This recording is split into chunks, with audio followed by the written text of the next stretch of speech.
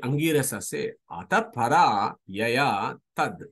Aksharam adhigamyate. So when we know when we get the knowledge of Akshara, then this Veda becomes Paravidya or highest knowledge. Okay? Akshara is a very interesting word. Who or what is Akshara? So I've just opened it up so that we have a background, so that we all think about who this Akshara or what is this Akshara is of the Vedas. Then I'll go to the next slides to give you an overview of what our acharyas have told us about Akshara. Anybody wants to come in and tell us what is Akshara or what is their understanding of Akshara is? What I have understood by you is Akshara is Kutastha Akshara, Mahalakshmi. I don't know. Thank you, Shilaji. Kutastha Akshara of chapter 15. Yeah, so we'll come to that in the next slide. Srinivasanji? It is both. It is Lakshmi and then Mukyataha Narayana. Excellent. Okay, brilliant. So we got some of the answers already. So let's think about Akshara of the Upanishad. Okay, this word Akshara is not Angirasa has not put this word just in random. It's got a profound reason why Angirasa has actually described the knowledge of this being as Akshara. Okay, so if Atharvana, of course, says Tad Aksharam Adhigamyate. Look at Mandukya Upanishad. Harihi Om. Om iti etad aksharang idang sarvam tasya upavyakyanam. Chandogya Upanishad, this is the first verse of Mandukya. Look at the Chandogya Upanishad, very first verse. Om iti etad aksharam udgidam upasita. Look at Gita 8.3. Who wants to recite Gita 8.3? It's a beautiful verse. Anand, go for it. Aksharam Brahma Paramam Svabhavodhyatma Uchyate Bhuta Bhavodbhavakaraha Visargah Karma Sangitaha. Thank you, Anand. Beautiful. So, Aksharam Brahma Paramam. So, Krishna is saying who this Akshara is in that word in 8.3 also. So, in Gita also, you will get Aksharam. But if you want to know Akshara Brahmanam, believe me, there is a Brahmanam of Brihadaranyaka Upanishad that actually talks only about Akshara. It's called Akshara Brahmanam. Go and check it out. It's a beautiful, beautiful section of Brihadaranyaka Upanishad. In fact, Vedavyasa has done a sutra to answer to Shilaji's answer. Aksharam Ambaranta Dritehe. Okay. Sorry, we had one of our colleagues raise hands. I missed it. Who was it? Please come on, please. Somebody raised their hand. I think that was me. Yeah, okay. No, thanks. Okay, thanks, Anand. So, so there is a Akshara Brahmanam of Brihadaranyaka Upanishad, and Vedavyasa has actually given us a sutra. Aksharam Ambaranta Dritehe. Okay, so what is that? So I just want to spend 2 minutes talking about this very, very beautiful story a beautiful incident in Brihadaranyaka Upanishad. So there is this king of Videha called Janaka, nothing to do with Sita's dad. Yeah, it's a king of Videha called Janaka. So this guy, he is very much philosophically bound and he's interested in knowledge and so on. So what he does once is he invites all the rishis who have knowledge of Brahman to come for a conference. So he organizes a conference and everybody comes there. But he says, and the king says, whoever can demonstrate that they've got the highest knowledge of Brahman, I will give them 1,000 cows. And each cow in the 2 horns, I'll dangle a few gold coins on either side. So you not only get the cows, you also get lots times 2 gold coins as well. So that is the prize for whoever can demonstrate that he or she has got the highest knowledge of Brahman. Okay. So all these rishis, they congregate to this conference, and when the king announces this prize, yes, the rishis are a little bit enthusiastic, but they're also scared because they don't want to get up and say that I know everything about Brahman, and then somebody asks a question and they're embarrassed and they lose the battle. Yeah, and they lose the argument. So that is much more insulting for them. So nobody gets up. So at that point, the famous rishi of the Vedas, Yajnavalkya. Okay, so the Yajnavalkya, he asks one of his students and he says, go and get all the cows. Let's go back to our ashrama, collect all the cows and the gold coins from the king. Let's go back. So he gets up, instructs his students, and he instructs him to collect all the cows and the gold coins.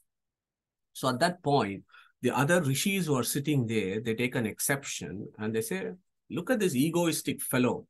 How can he just claim that he knows everything about Brahman and take away the cows? And there is a conversation that happens. And Yajnavalkya says, look, guys, I just want cows and I'm just taking the cows with me. If you want to ask me a question and test my knowledge about Brahman, go for it. Yeah, so that is how that beautiful section, the eighth, the third adhyaya, the third part, the eighth adhyaya talks about it. So go on. So at that point, the various rishis ask various questions. Okay, Ashvalayana and so on and so forth. They all ask various questions, and then Gargi, she gets up. Okay, so Gargi. See again, one of the things I want to point out here is, in the Vedic times, you had all sorts of people who are great rishis and rishikas. Gargi is one among them. Gargi, she's also called Vachaknavi. Okay? She gets up and she says, Rishis, I'm going to ask Yajnavalkya 2 questions. And if he answers the 2 questions, then believe me, he knows everything about Brahman. And he has won the argument. So the Rishi says, okay, go ahead and ask this question. And then that is how that Upanishad starts. So that is called Akshara Brahmanam, that talks about this Brahman who is called Akshara. So the first question, there was an answer, Akasha eva tad otam cha protam cha. So she says, so we don't want to go into that. Kasmin kalu akashe otashta protashta sahovacha etad vaitad aksharam gargi Brahmanaha Abhivadanti. So I'm just introducing this Akshara Brahmana Brahadaranyaka, where there is a conversation between Gargi and Yajnavalkya about who this Akshara is. Sure.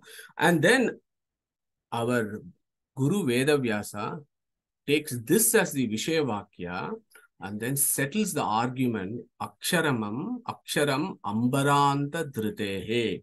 So what does that mean? So this is so I've summarized this for our benefit, and maybe we will have time to do this and a little bit more. So this slide basically gives you the summary of who this Akshara is. Okay. So when you look at words, any word, there are 2 ways of looking at it, right? So there is the conventional way of looking at it. What is the conventional meaning of the word? What is the etymological meaning of the word? And of course, in our forums, we spend a lot of time talking about etymological things, etymological sense of the word. So that's breaking it open and see what it means. But conventional is also very important. Rudi, as it's called, Rudi, and this is Yaugika. So conventional is Rudi Artha. So the Rudi Artha, or the conventional meanings of Akshara, okay, there are 4. One is syllable. Akshara means a letter, syllable. Look at Om. Om is a syllable. How is the Om celebrated as? Bija Akshara Mantra. Okay, so there is an inner meaning of why it is called Bija Akshara Mantra. Anybody wants to come in and tell us why Om is called Bija Akshara Mantra? Yeah, Pragnesh. We covered it recently. I know we have done a lot. I think 3 months you took 12 classes on Om, but the recent knowledge I can regurgitate is it is Bur, Bua, Swaha, which is past, present, and future, or Rigveda, Yajurveda, and Samveda, which is Akara, Ukara, and Makara. Akara is spoken with the mouth, with the lips wide open. Ukara with the pursed together, and Makara when they touch each other. Thank you.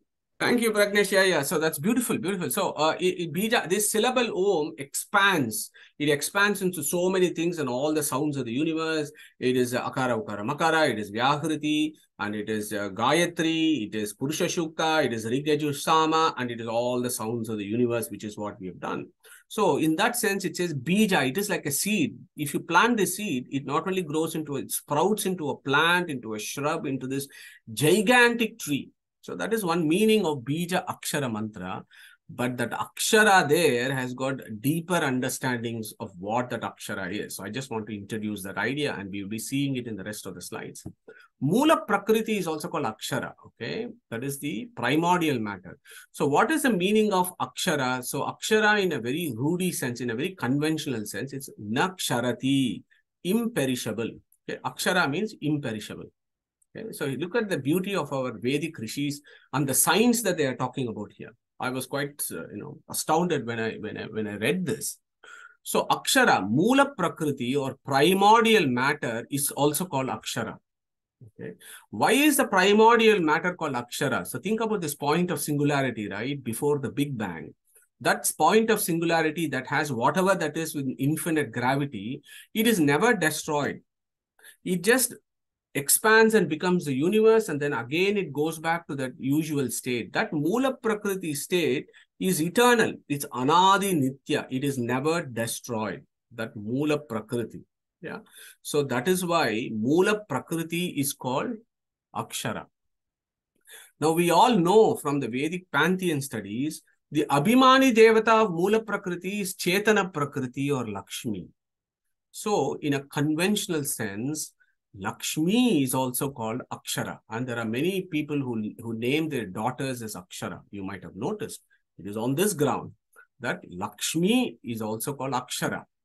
Then, of course, the supreme Akshara is Vishnu himself, who is, of course, Anadi Nitya. Independently Anadi Nitya. All others are dependently Anadi Nitya. Okay? So, Vishnu is also called Akshara. Okay?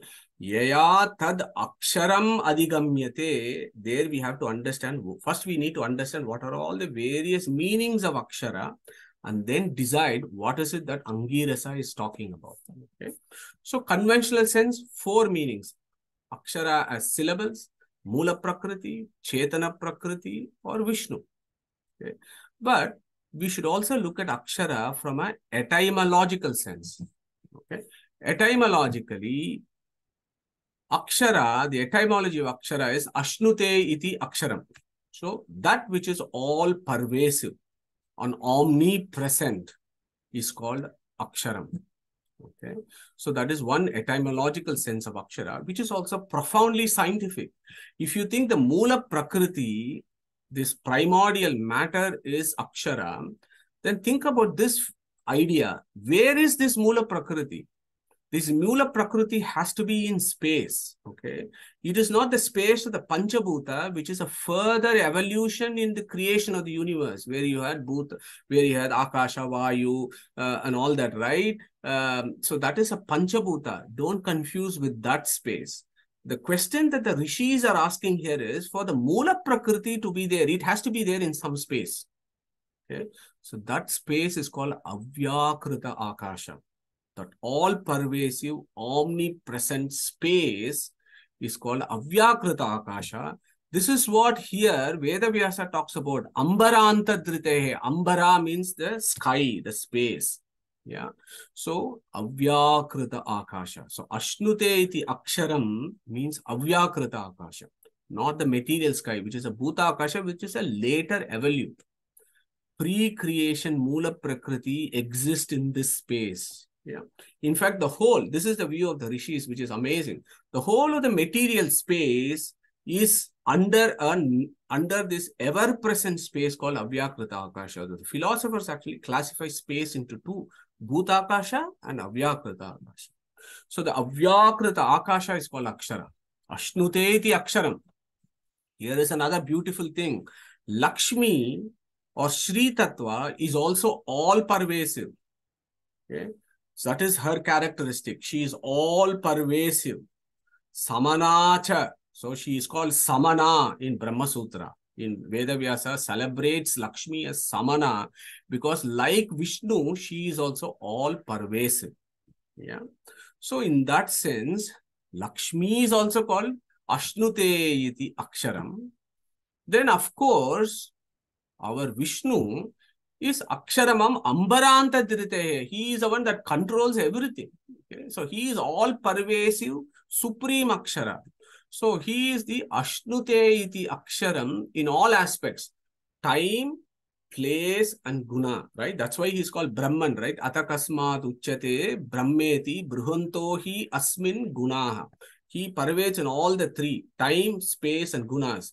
Lakshmi only in time and space. Okay, gunas, dependent gunas. Vishnu, independent gunas, eternal, infinite, times infinite to the power infinite gunas. So in that sense, Vishnu becomes, when you talk about Ashnute iti Aksharam, it is Vishnu. Now, another way of looking at Akshara, A plus Kshara. Okay. So A plus Kshara. Kshara means that which is getting destroyed, that which falls down, that which is destroyed is called Kshara. And in Gita Tatparya, Acharya gives a definition of who the Ksharas are. Anityatvam, Deha Hanihi, Dukkha Praptir, Apurnata, Nasha Chaturvidaha Proktaha, Tad Abhavo Harehe Sada. Beautiful verse that gives a definition of who the Kshara is. Anityatvam, temporary existence. Deha Hani, the body falls down, so they are called Ksharas. Dukkha Praptihi, they are prone for suffering. Ksharas. Apurnata, they are not full in all the three aspects, time, space, and gunas. Okay, so those are the four ways in which Ksharas are defined. Hari is beyond all this. That's the definition of Ksharas. So Akshara means that which does not have any of these four. Of course, Vishnu does not have this, and the liberated souls also do not have this, but the liberated souls have had a Kshara body before they become liberated. So they are not primarily Aksharas. Then you have, of course, Lakshmi, who is also Akshara, because she is always liberated. She's never in samsara, Lakshmi, like Vishnu. Yeah. So those are all the beauties of the word Akshara that actually opens up the whole philosophy of Vedas. Now you have this Aksha plus Ra. The same Akshara is opened as Aksha plus Ra. Aksha means what? Indriyas. In fact, the Shanti mantra is what? Badram Karanebihi Shruniyama Devaha. Badram Pashyema Akshabihi Ryajatraha. So the Aksha there it is used for eyes. But Aksha generally means all the sense organs. With the sense organs, we look at the external world, right? So Akshara Ra there means he who is inside the sense organs and controls it and also enjoys it independently. That is Aksha plus Ra, Ramate. Aksha, Ramate. We may think as souls, we are enjoying it. That is our ignorance that puts us in samsara. Okay. Here I've got a question. Why not the Abhimani Devatas, who are the controller of the Indriyas? Why are they not Akshara? So who wants to answer this? Quick quiz. We have just discussed that ideas. Why? Pragnesh, go for it. Because they are dependent. Yeah, very good. One, and the other one is they also have a body that is shed, right? They also have material bodies. Yeah, they also have, in that sense, Deha Hani, and they are Apurnata. So they also fall in the Kshara group. So they are not Aksharas. Only Lakshmi and Vishnu are Akshara in that. Okay. Look at the other way of looking at Akshara. Plus one question, one small question. Yeah. When you take Lakshmi into the Akshara, she's not a Purna, Gunataka Purna, she's not having Gunata Purna. So why still she's categorized under the Akshara group? So in the Akshara, you mean in the fourth interpretation, Prakashji? In the fourth interpretation, right? So in the fourth interpretation, in this fourth interpretation, technically she is not categorized as an independent, fully Purna entity that controls, but a doubt may arise there because she is always liberated and she is all pervasive as Paramatma himself, that you may have a doubt there. But you are absolutely right. She is dependent and she is not full in all three aspects. So that's why I've labeled here Vishnu in red in color to say that when you take this idea from 4, Aksha plus Ra, Vishnu is the highest. And again, Krishna has also told that very categorically that I enjoy. I am the person who enjoys all the sense organs, not you, mate. He has told that very clearly in Gita. Now look at the fifth interpretation of Akshara. A plus Ksha plus Ra. Akara to Shakara. 51 alphabets of the Sanskrit. This is the whole letters in various infinite combinations that I think Prakashji was mentioning that describes the Vedas. And when we put Akara to Shakara, the whole of the Vedas, when we study it, we know the Brahman which leads us to Ananda. So celebrated in the Vedas. Who is primarily celebrated in the Vedas is Vishnu. So A plus Ksha plus Ra. Then you have Adhikam Ksharanti, that which fulfills all our wishes. And it is the Paramatma who fulfills all our wishes. We may not be aware of it, but things are going on. He's a Sarvakarta, right? Sarvakarta. Yeah, in Anubhashya, Sarvakarta, Agamoditaha. So, Sarvakarta. So, he does everything for us. So, he also fulfills all our wishes. So, Adhikam Sharanti. So, I hope I was able to illustrate how the word Akshara, it's not an ordinary word. Angirasa has put this so much because it captures the essence of the Vedas and it gives us so much of knowledge when you break it open. After all, what is Vedas? Chadayanti iti chandamsi. We have to open it and then understand and get the deeper meanings of the Vedas. And this very word Akshara basically summarizes the whole philosophy of the Vedas. Yeah. Who is going to take up 15, 16, the Gita verse? Pragnesh, go for it. Dvamivo purusho loke ksharaschaksara eva cha kshara sarvani bhutani kutastho uchyate. Thank you. Thank you very much, Pragnesh. Beautiful, beautiful. So, there that Kutasto Akshara. So, that is why having this knowledge of what Akshara means, if we have this background, then we will be able to appreciate what is it that Krishna is talking about here. Sharaha Sarvani Bhutani. So, Ksharas, that is you and me, who have Anityatvam, Dehahani, Dukkha Prapti, Apurnata, there are infinite numbers like us. We come and go in various creations. There are infinite. So, Ksharaha Sarvani Bhutani. Whereas, so this is in plural. Whereas, Kutastaha Akshara Uchyate. There is only one Kutasto Aksharaha.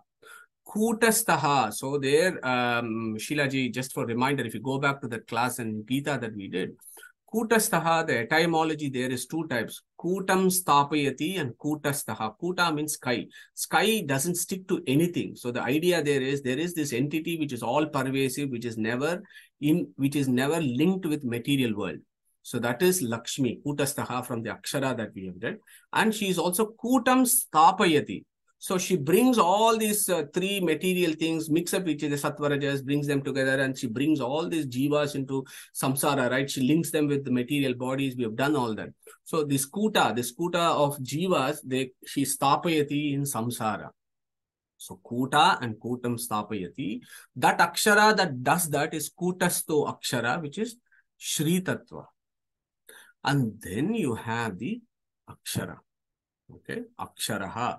When the entire Veda is understood to describe Akshara, then that becomes Paravidya.